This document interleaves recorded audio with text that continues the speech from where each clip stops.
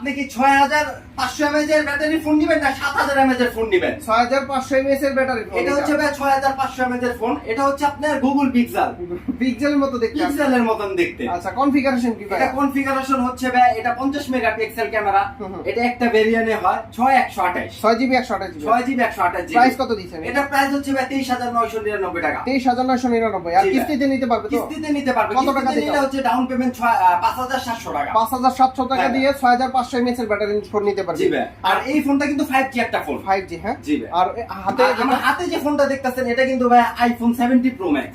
Max এর মতো। জি আচ্ছা ভাই। এই ফোনটার ব্যাটারি যদি শুনে কাস্টমার তো ভাই চোখ কপাল উঠে যাবে। কত mAh? এই ফোনের ব্যাটারি হচ্ছে ভাই 7000 mAh এর ব্যাটারি। কম টাকার ভিতরে 7000 mAh। ভিতরে 7000 mAh এর ব্যাটারি। এই ফোনের ব্যাটারি দুইটা ভেরিয়েন্ট হয়।